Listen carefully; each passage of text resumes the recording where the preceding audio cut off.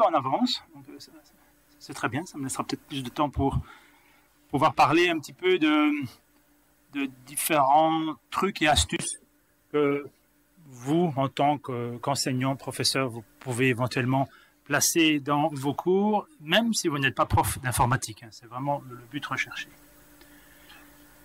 Voilà.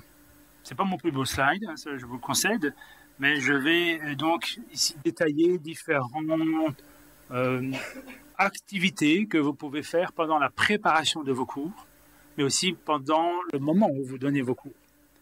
Il y a peut-être une petite opportunité dans vos cours que vous pouvez saisir, et je le répète, même si vous n'êtes pas un professeur d'informatique, des opportunités, des moments clés que vous pouvez saisir, c'est vraiment pour finalement prolonger ce qui a été dit lors des cours d'informatique, on l'a vu ici, donc il y a des référentiels qui existent maintenant, qui vraiment mettent en avant donc, les mots de passe forts, une certaine hygiène informatique, etc. Et donc, on a tous un rôle en tant que prof à jouer aussi pour rappeler ce message, une sorte de compétence transversale, si vous voulez.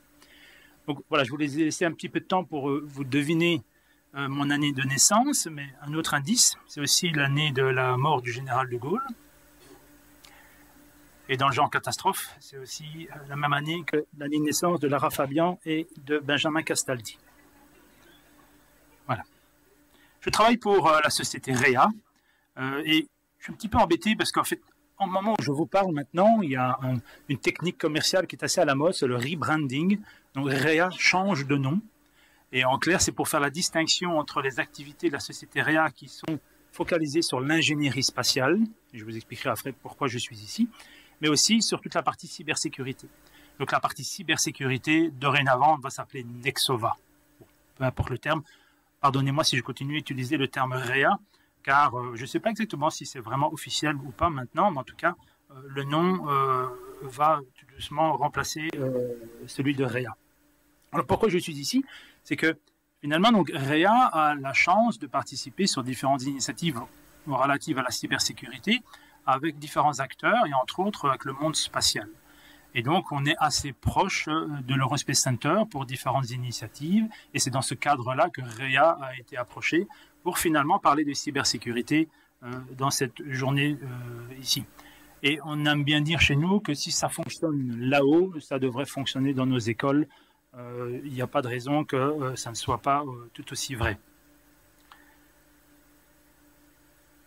Donc, j'ai intitulé ici ma présentation en disant, moi, en tant que prof, ce à quoi je dois faire attention, ce à quoi je peux mettre en place, ce que je peux faire pendant mon cours. Vous pouvez un petit peu prolonger la phrase comme vous voulez. Je vais vous donner deux, trois pistes. Je vous dis tout de suite, la plupart sont gratuites. Donc, ça aussi, ça encourage les enseignants à les utiliser, mais aussi, espérons-le et rêvons un peu, à les élèves après. Pourquoi pas les utiliser pour eux-mêmes, pour leurs activités privées, et pourquoi pas partager ça dans leur famille. La première chose, et ça paraît évident, c'est je mets à jour mon système. Alors, certaines écoles mettent du matériel informatique à disposition des enseignants, mais on sait qu'il y a beaucoup d'enseignants qui utilisent leur propre matériel, que ce soit Windows, Macintosh, éventuellement un peu Linux, enfin Apple, je vais dire. Mais en tout cas, n'hésitez pas à le mettre à jour et surtout, n'hésitez pas à dire, quand vous branchez votre ordinateur sur le réseau de l'école, sur le projecteur, etc., de dire le temps que vous faites la manipulation, rassurez-vous, j'ai mis à jour mon système. Ici, il y a eu des mises à jour récemment, etc. Vous savez que Microsoft a, tous les deuxièmes mardis du mois, Microsoft publie donc les mises à jour de sécurité pour l'operating system Microsoft, mais tous les autres programmes qui vont avec, à savoir Microsoft Office, Excel, etc. Et mardi passé, le record a été battu. Donc 147 vulnérabilités ont été corrigées dans Windows. Généralement, on est dans les 50-60 tous les mois. Hein. Ici, c'est 147. Alors ça s'explique, etc. On ne va pas entrer dans les détails, mais preuve en est qu'il y a énormément de vulnérabilités qui existent. Et on sait que les individus malveillants, ils profitent de ces vulnérabilités pour justement propager leur logiciel malveillant, les ransomware, les virus, etc. 95%, et je dis 95 parce que je suis prudent, 95% des attaques peuvent être empêchées, peuvent être bloquées, simplement en mettant à jour son système. Alors, il y a certaines attaques qui existent, et c'est parce qu'on les découvre qu'on se rend compte qu'il y a une faille. Donc là, évidemment, on appelle ça un 0D, mais Là, c'est difficile, évidemment, de se mettre à jour avant même que la mise à jour n'existe, mais généralement, les menaces ont été divulguées, elles sont connues, les éditeurs de logiciels corrigent et rapidement, ils mettent en place des correctifs. N'hésitez pas à le faire. Ne vous dites pas, oh, je le ferai demain, je le ferai demain, je le ferai demain, je le ferai demain. Faites-le le plus vite possible. Alors, c'est vrai que c'est toujours un peu embêtant, parce qu'on perd peut-être 5 minutes, 10 minutes, etc. Mais en tout cas, pendant que vous préparez vos cours, ça peut quand même être intéressant. Donc, je voulais dire ici aussi avec le petit point jaune qu'on voit là. Vous savez bien comme moi que dès qu'il y a une brèche dans votre cours, quelque chose de non prévu ou quelque chose qui n'a pas été clairement dit, mais il y a beaucoup donc, de jeunes qui plongent là-dessus pour essayer de vous faire décrocher un petit peu du cours ou pour profiter un petit peu d'une forme de distraction. Mais croyez-moi, dès que ce petit point jaune apparaît, pour l'avoir déjà vécu, je vois tout de suite certains élèves, surtout dans les cours d'informatique, qui disent bah, attends, on me dit que je dois faire attention à mes mises à jour et le prof il met pas son PC à jour. Donc déjà ça crée une sorte d'incohérence dans ce qui est dit et dans ce que l'on fait. Donc n'hésitez pas à le faire, ou en tout cas dites-le, je l'ai fait récemment. On parlait des ransomware tout à l'heure. Donc vous savez, un ransomware, c'est ces logiciels qui sont installés dans votre ordinateur, souvent par maladresse ou par ignorance, et le logiciel, lui, il a pour mission donc de bloquer, de crypter toutes vos données, et donc après, vous devez payer, sous une forme quelconque, de l'argent pour débloquer vos données. Les données de votre ordinateur, mais également les données peut-être de toute l'école entière. Je voudrais faire une petite parenthèse là-dessus. Donc, il existe maintenant, on est à la 4e génération des ransomware. Et ça rejoint un petit peu ce qui avait été dit au début par le ministre Boursu. Donc, on voit vraiment cette expansion en termes de chiffre d'affaires du cybercrime. Si on regarde les ransomware, donc qui ont un peu démarré aussi vers 2016, les premiers ransomware, vous étiez bloqué et il fallait payer. Et vous étiez débloqué. Il y avait tout le débat, faut-il payer, faut-il pas payer, etc. Puis il y a eu la 2e génération. La 2e génération, c'est vous êtes infecté, vos données sont bloquées, alors soit vous payez, ou alors vous donnez des adresses email des gens que vous connaissez. Parce que leur but à eux, c'était de propager un maximum et d'aller le plus vite possible la propagation de leur logiciel malveillant. C'était pas la peine de sonner vite à vos amis pour dire tu vas peut-être recevoir un mail bizarre. Non, il fallait vraiment que la personne soit infectée à son tour pour que vous-même vous soyez éventuellement libéré. 3e génération, donc c'était toujours les deux mêmes scénarios du début, mais la 3e possibilité, c'était on veut bien libérer vos données, donc vous donnez le mot de passe super secret, super long pour débloquer vos données, à condition que tu acceptes que ton PC serve de moyen de relais. Et donc, beaucoup de gens se disent, bah, finalement, je m'en fous un peu, je me suis fait avoir, pourquoi pas laisser allumer mon PC tout le temps, je vais pouvoir récupérer mes données, mes photos personnelles et des documents importants, et quelque part, je m'en fous un peu, si mon PC sert à envoyer des programmes malveillants à des autres, de toute façon, je serai indétectable, et croyez-moi, c'est quasiment indétectable. Donc, le risque n'était pas très grand, si ce n'est juste qu'il ne faut pas avoir beaucoup de scrupules.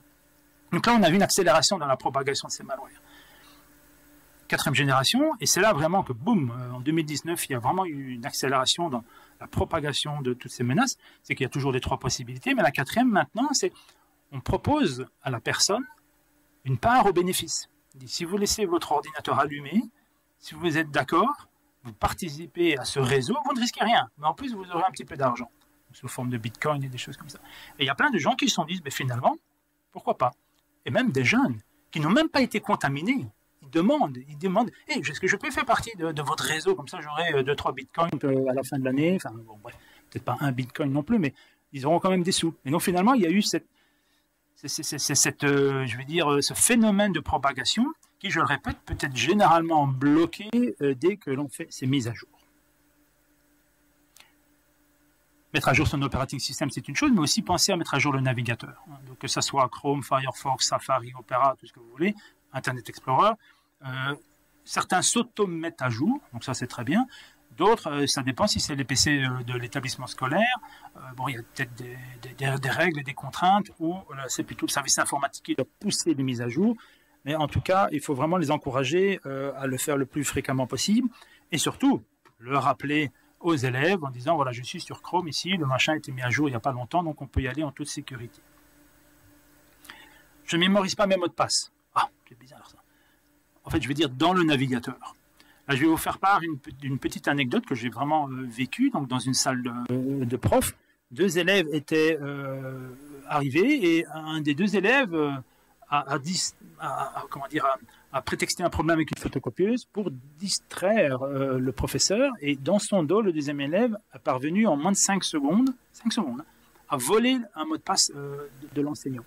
Comment ça se fait ici? Je l'ai illustré avec un site internet. Bon, ne faites pas vraiment attention au fait qu'il y a un petit bouton où on peut voir le mot de passe. Évidemment, là, c'est beaucoup plus facile. Mais ça fonctionne aussi sur les sites internet où il n'y a pas cette petite fonctionnalité. Dès que le mot de passe a été mémorisé dans le navigateur, c'est vrai que c'est pratique, on ne doit pas toujours le retaper, d'autant plus qu'on nous demande d'avoir des mots de passe compliqués, etc., etc. Il y a une petite manipulation que l'on peut faire sur l'ordinateur qui va faire apparaître une fenêtre ici dans le fond du navigateur, et en allant modifier une petite valeur quelque part, on rend visible le mot de passe. Une fois que c'est fait, l'élève a pris son téléphone portable, a fait une photographie de l'écran, donc il a vu le mot de passe. C'était un mot de passe Moodle. On en parlera juste après. Donc pour avoir accès à des cours, mais surtout aux évaluations que le professeur était en train de préparer dans son Moodle. Et donc, une fois qu'il a fait ça, la photo, hop, F5 pour rafraîchir la page, rafraîchir la page, et on était revenu comme si c'était avant. Et après, le professeur a eu terminé, il s'est retourné, il n'a rien vu. Et il s'était fait voler ses mots de passe. Alors, comment on le sait? Quelqu'un a été témoin, évidemment, de la scène et n'a pas compris ce qui s'était passé avec la partie ici, mais il a dit, écoute, il y avait vraiment un truc bizarre à l'écran. Et donc, c'est un peu comme ça que ça s'est produit. Donc, évitons cela. Alors, évidemment, on nous demande, comme je le disais, d'avoir des mots de passe compliqués, qui changent régulièrement, etc. Et on ne peut pas tous les retenir, évidemment. Donc, au lieu de stocker les mots de passe dans le navigateur ou sur un bout de papier, vraiment, je vous encourage à utiliser ce qu'on appelle un vault, donc un coffre-fort, un mot de passe. Certains sont gratuits, certains sont payants, mais finalement, les gratuits, en toute confiance, existent. OnePassword, KeePass ou LastPass. LastPass, cela dit, a été un petit peu dans la tourmente récemment parce qu'ils se sont fait eux-mêmes voler leurs données. Mais en tout cas, ces logiciels-là, quand vous les placez dans votre ordinateur, vous devez aller sur un site XY. Vous pouvez même ouvrir votre coffre-fort de mot de passe, le mot de passe n'apparaîtra pas. Donc, même si je suis là maintenant en train de montrer mon écran, je fais de la manipulation, je n'ai pas besoin de montrer le mot de passe pour pouvoir l'utiliser. Le système est capable, par des copier-coller invisibles, à retaper le mot de passe. Donc, c'est bien de le montrer aussi, parce que certains élèves vont se dire hey, c'est pas mal votre produit là que vous utilisez, parce que moi aussi j'ai plein de mots de passe, et pour l'instant c'est pizza dollar 1, 2, 3 partout, j'aimerais bien avoir quelque chose un petit peu plus fort, quoi. Et donc avec ça, d'autant plus qu'il y a toutes des fonctionnalités pour inventer des mots de passe, dur, pas dur, etc. etc. Enfin, donc c'est vraiment des logiciels utiles, pratiques. Évidemment, il faut choisir ceux de bonne réputation, parce que ce sera un comble d'utiliser un programme, un vault de mot de passe qui lui-même serait finalement un programme malveillant. J'utilise 2 comptes. Ça, je remarque aussi qu'il y a beaucoup d'enseignants qui finalement font tout avec leur login administrateur de leur PC, quand c'est un PC personnel. Alors oui, c'est plus facile quand on doit installer un logiciel, quand on doit tester quelque chose pour peut-être avoir un outil pédagogique en plus à montrer, ou aller chercher un programme, par exemple, éditeur de vidéo, comme ça, on prend que la partie qui nous intéresse. Et c'est plus facile quand on est administrateur de son PC. Ça veut dire quand on a tous les droits. Mais ça veut dire aussi que si jamais un programme malveillant vient s'insérer dans votre PC, il aura aussi tous les droits. Et donc, il pourra beaucoup bloquer vos données, il pourra beaucoup se propager, il pourra faire beaucoup de choses.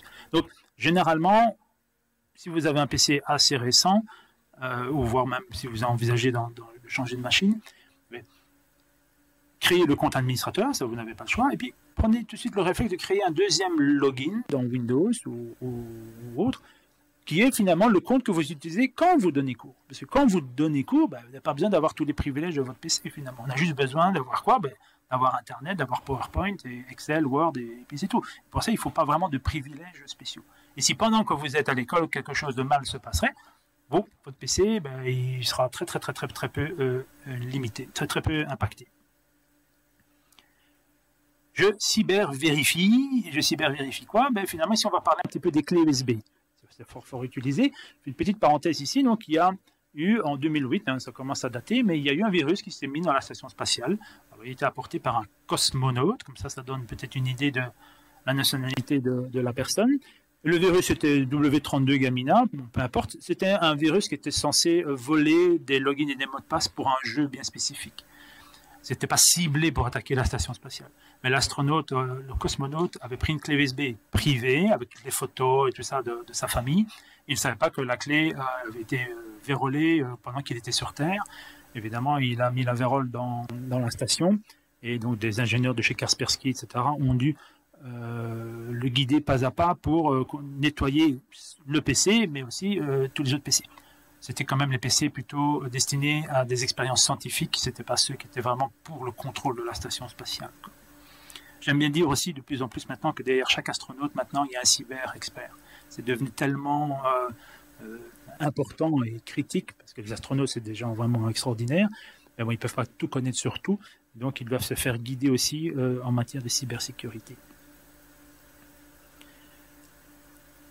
Quand vous insérez une clé USB, prenez le réflexe, et je sais bien que c'est des fois un petit peu embêtant, parce qu'on perd vite 2-3 minutes, mais ça vaut quand même la peine de scanner votre clé, la clé que vous venez d'insérer. Que ce soit les logiciels ClamXDAF ici pour Apple, ou dans mon exemple ici CS7 pour le monde Windows, les fonctionnalités existent. C'est vite fait, bouton droit, scan, ça dure normalement moins d'1 minute, à condition évidemment qu'il n'y ait pas non plus 150 000 documents sur votre clé USB. Donc la clé USB doit servir uniquement pour le transport entre le moment où l'élève vous copie un document, vous lui donnez votre clé USB, il la scanne, enfin il la scanne pas, il copie, vous la récupérez, vous scannez et vous reprenez le fichier. Donc la clé, après on efface le fichier, il n'y a pas de raison qu'il reste sur la clé USB. Beaucoup trop de personnes accumulent des tonnes de données sur la clé USB et après finalement on ne sait plus où elle est, et on ne sait même plus quel document était un petit peu perdu, soit à la maison, à l'école, dans une salle de prof ou dans la voiture ou ailleurs. Cela dit, attention quand même, il existe quand même toute une famille de clés USB qui, elles, sont quasiment indétectables, voire même indétectables, et qui peuvent vraiment porter un gros préjudice à vos équipements. La première, c'est ce qu'on appelle une clé USB trafiquée.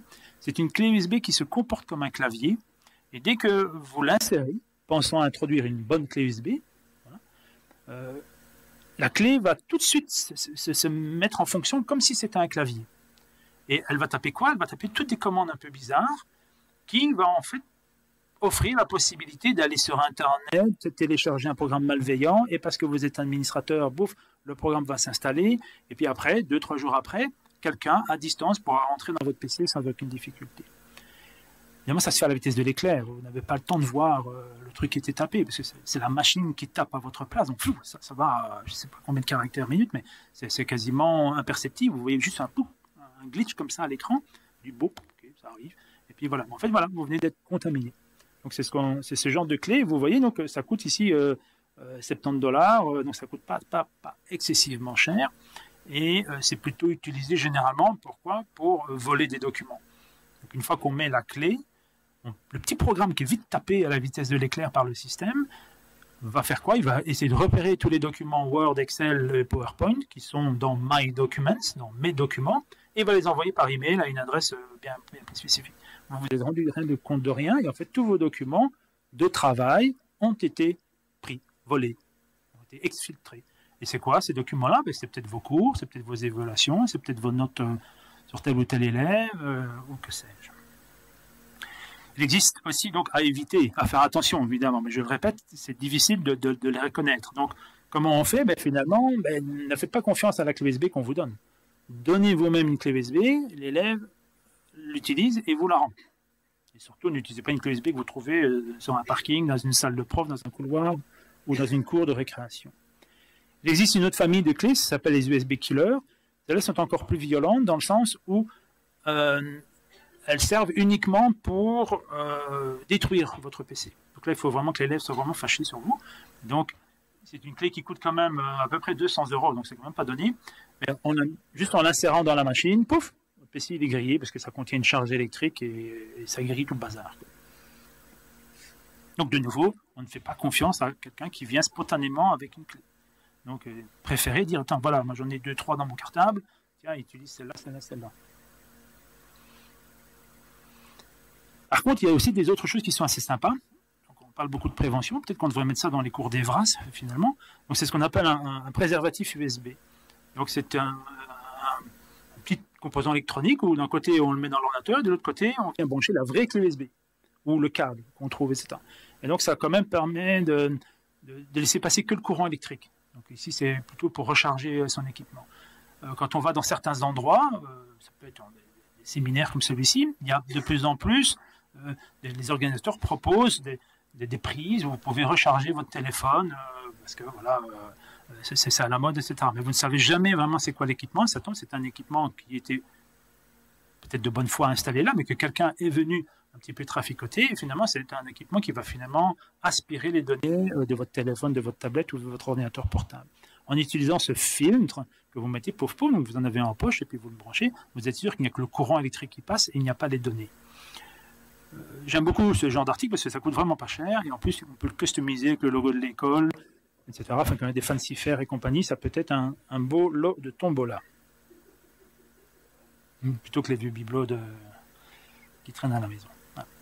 Alors, au niveau de l'antivirus, il y a toujours évidemment le grand débat, gratuit, payant, etc. Alors, ils se valent tous. Je peux juste vous dire qu'un antivirus payant offrira des mises à jour beaucoup plus régulières, même plusieurs fois par jour, pour autant qu'on soit connecté à Internet du matin au soir.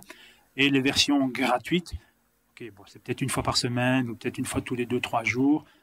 Voilà, moi je trouve que finalement la version payante, enfin la version incluse dans Windows qui s'appelle Microsoft Defender est très bien positionnée, très bien classée et fait partie de votre licence Windows. Donc voilà, c'est déjà un bon atout. D'autant plus que Windows Defender est capable de parler avec Microsoft Edge, donc le navigateur de Microsoft, c'est pas Chrome, c'est pas Firefox, etc., et qui permet finalement d'éviter le phénomène suivant, le phénomène de typo squatting. Donc c'est finalement des URL, on en parlait juste avant, que y a des gens qui utilisent des URL un petit peu modifiées pour vous orienter vers un site finalement qui ressemble comme deux gouttes d'eau au vrai, mais qui n'est pas le vrai. Donc là ici, il est presque évident, on voit évidemment la différence entre les deux URL. J'ai fait exprès de changer un petit peu les caractères. Donc là on voit que le A, donc à droite, pardon, il y a un petit caractère en dessous, en fait, parce que c'est un A qui vient dans un autre langage cyrillique ou je ne sais plus trop quoi. Mais en tout cas, c'est pris en charge par votre navigateur, mais d'un point de vue informatique, c'est pas le même nom. Donc on n'ira pas sur le même ordinateur, on n'ira pas sur le même serveur. Ici, là, c'est un petit peu plus compliqué, un peu plus subtil. Est-ce que vous voyez la différence entre les deux? RN et Microsoft. Donc ça marche assez bien, c'est surtout sur les liens sur les smartphones ou les tablettes où l'écran est plus petit, c'est plus condensé. Et dès qu'on utilise les caractères gras, on ne voit pas vraiment la séparation qu'il y a ici. Donc là, c'est RN et pas un M. Donc en jouant un peu sur les polices de caractères, on voit la différence. Pour information, Microsoft a racheté RN Microsoft pour être certain qu'il n'est plus jamais utilisé à des mauvaises fins. Alors là, si vous voyez la différence, alors vous êtes très fort parce que visuellement, normalement, on ne la voit pas. Voilà, effectivement. Donc là, vous avez tout compris. Donc d'un côté, c'est un L minuscule et de l'autre côté, c'est un I majuscule. Dans certaines polices de caractères, c'est le même. Voilà. Ça, c'est vraiment très vicieux. Donc Wikipédia, là, on ne verra pas la différence non plus visuellement. Donc il faudrait que je quitte mon PowerPoint et je pourrais vous la montrer. Mais le E de Wikipédia, ici, c'est un E russe, alors que là, c'est un E latin. Donc ils ressemblent même, mais c'est pas le même caractère, c'est pas la même chose. Donc d'un point de vue informatique, si je tape Wikipédia, donc le deuxième, celui à droite, et bien finalement je vais aller ailleurs, et pour peu qu'on ait refait un truc qui ressemble à Wikipédia, on pourrait être désinformé, parce que quelqu'un a mis des fausses pages sur l'un ou l'autre article. Donc l'avantage justement avec Edge, Microsoft, donc, c'est qu'il est capable un petit peu de détecter toutes ces URL un petit peu falsifiées. Et il s'agit simplement de s'assurer que la fonctionnalité dans le navigateur est activée. C'est ce que j'ai mis ici en rouge. Bon, je vous rassure, Chrome, Opera, Safari, ils ont aussi leur propre mécanisme pour vérifier cela. Je veux dire, celui de Microsoft, là, fonctionne assez bien. Vous avez peut-être vu depuis le début, toutes les URL que j'indique ici comportent un petit symbole. C'est ma manière à moi de vous montrer que toutes les URL que je montre, que ce soit dans le PowerPoint ici, ou dans la cytographie, ou la bibliographie, dans un document que je vous remettrai, je les ai vérifiés. J'ai pris la peine d'aller les vérifier sur un logiciel gratuit qui s'appelle VirusTotal, qui permet de vérifier des URL, mais aussi finalement des fichiers.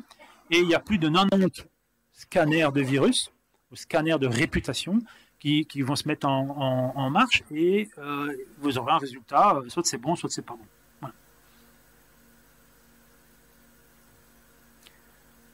On l'a vu dans la présentation de Julie, donc elle avait utilisé un tiny URL, ça veut dire une URL minuscule. Il est vrai que des fois, dans certaines recherches, certains travaux, on trouve un article super intéressant. Ici, par exemple, nature.com, blablabla, mais c'est un peu long de mettre dans un PowerPoint, dans un document Word, etc. Donc on pourrait utiliser un système qui va vous raccourcir cette URL, et finalement qui est beaucoup plus courte, et ça prend moins de place et peut-être plus léger dans la présentation. Cela dit, évidemment, ici, je perds l'information pour moi être certain, est-ce que je suis bien sur le site nature.com, s'il n'est plus rien du tout marqué.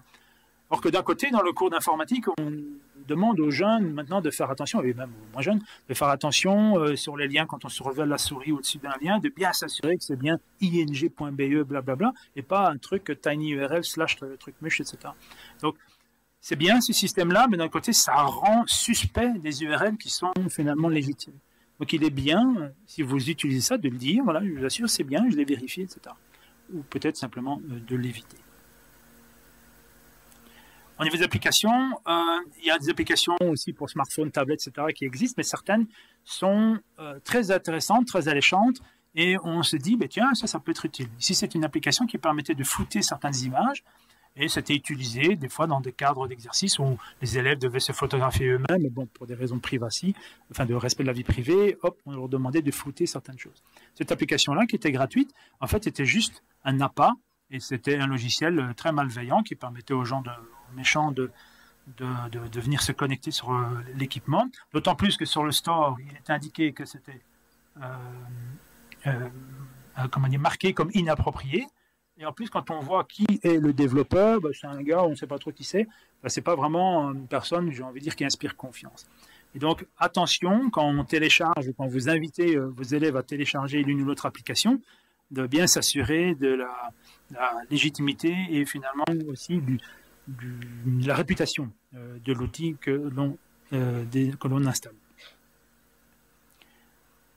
Alors, évidemment, dans les cours d'informatique, ici, de plus en plus maintenant, on dit aux élèves, il faut utiliser de bonnes pratiques en termes de gestion de mots de passe et compagnie. Alors ici, je vais m'attarder juste sur le 2FA, donc Second Factor Authentication. Alors, juste pour un très rapide rappel, généralement, la plupart du temps, quand on doit se connecter à un système, on donne un login et un mot de passe.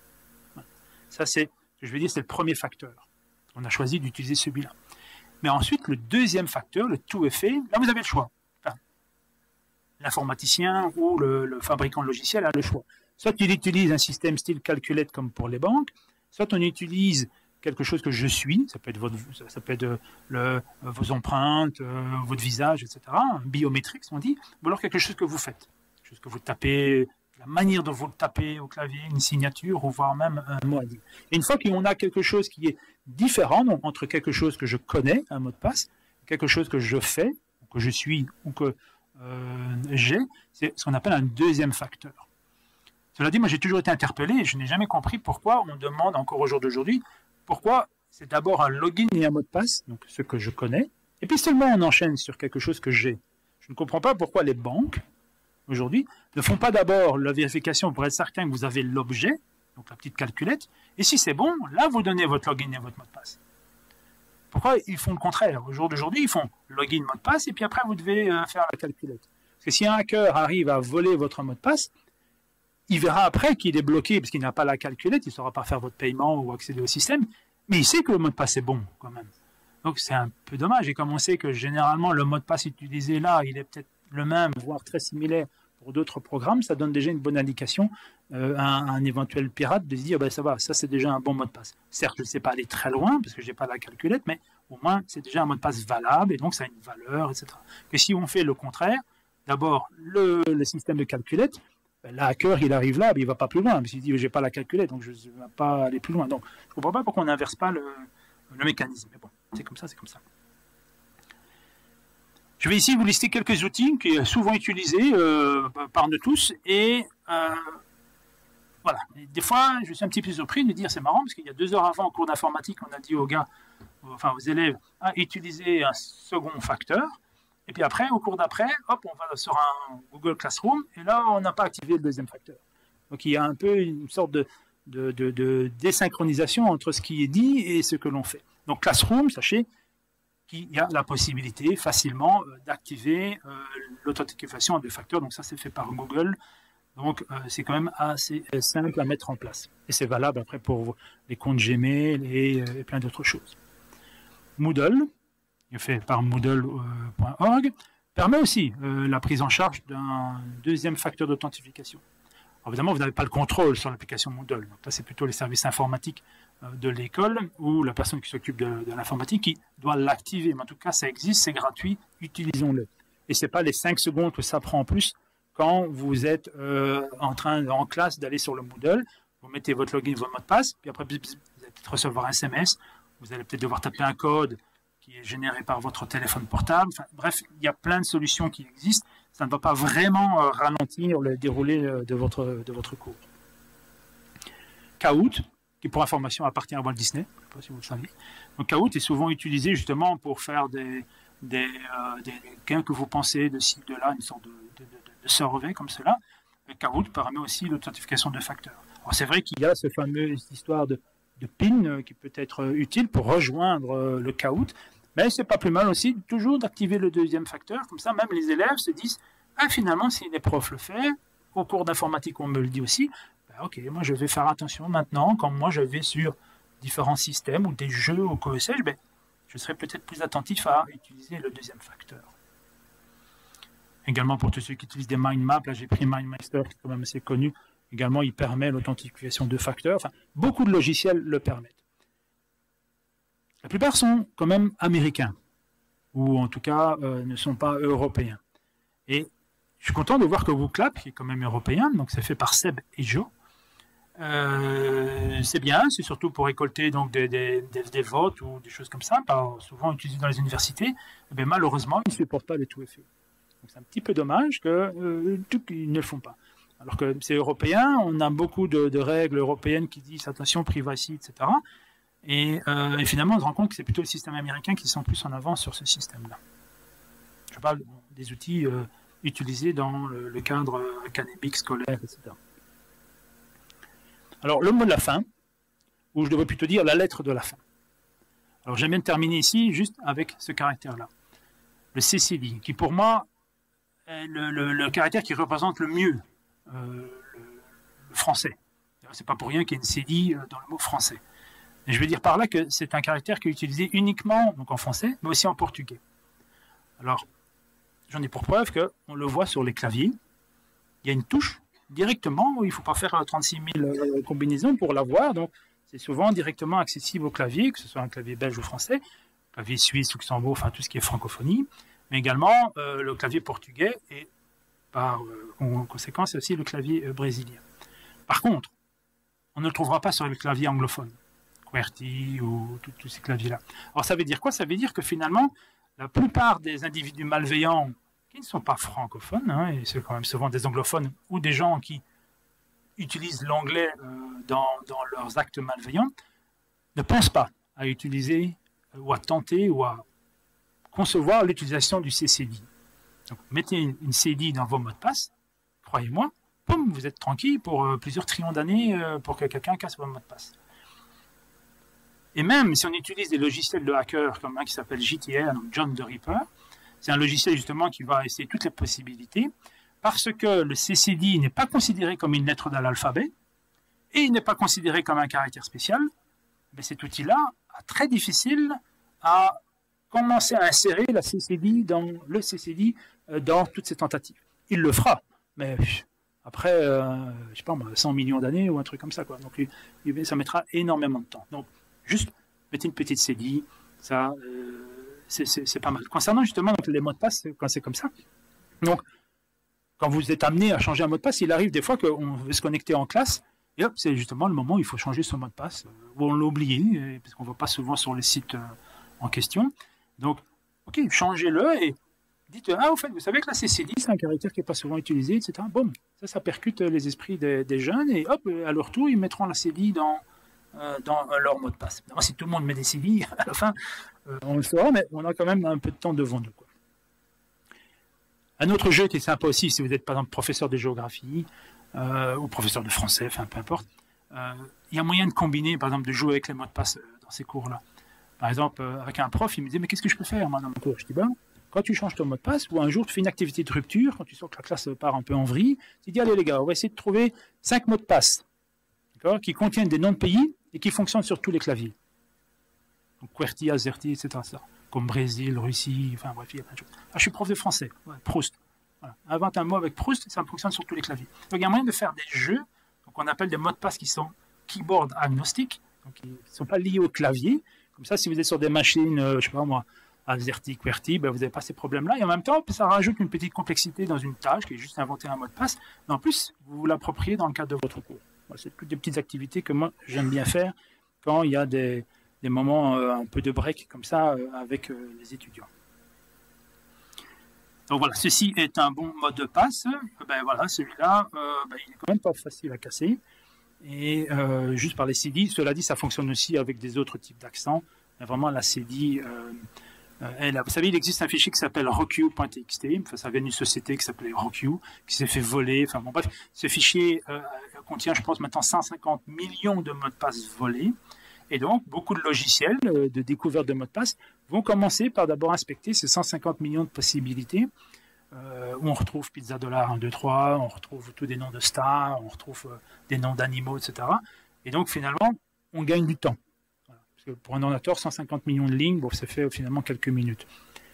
Mais si vous faites une recherche dans ce fichier-là, je pense qu'il n'y a que 6 mots de passe qui viennent CCD. Voilà.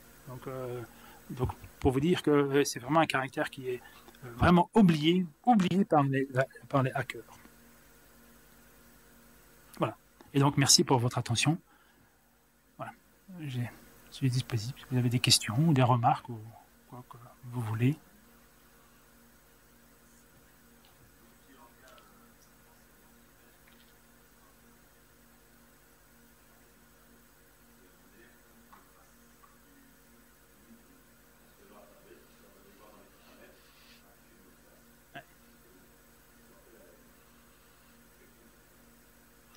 Alors, il existe donc des Wi-Fi, tout est fait déjà aussi. Donc, en plus, il faut mettre le mot de passe du Wi-Fi, comme ça, le device, l'équipement va se connecter au Wi-Fi. Mais après, on est redirigé vers un portail, qu'on aille sur Microsoft, sur YouTube, tout ce que vous voulez. Il y a un portail, et là, il faut de nouveau donner un mot de passe qui, lui, peut-être change tous les mois, ou change toutes les semaines, ou peut-être que vous avez votre 5 mots de passe, le professeur qui vous suit, il en a 5 autres. Donc, vous pouvez jouer un petit peu comme ça. Souvent, ça fait partie maintenant de toutes les infrastructures Wi-Fi des écoles. C'est juste une question de l'activer et de mettre en place une gestion justement de ce deuxième mot de passe. Ça peut être un code, etc., etc. Mais voilà, ça c'est bien. Certains diront, ouais, c'est embêtant parce que en plus de faire ça, je perds encore une minute à me connecter là. Mais normalement, on laisse ça valable généralement pour 1 mois. Et donc pendant ce temps-là, ben voilà, si tous les jours les élèves se connectent sur le Wi-Fi, le mot de passe, le deuxième mot de passe, ok, là il est peut-être mémorisé dans le navigateur parce que c'est pas un mot de passe hyper critique. En tout cas, on sait bien que dans un maximum 1 mois, il changera et donc le Wi-Fi ne sera plus utilisable.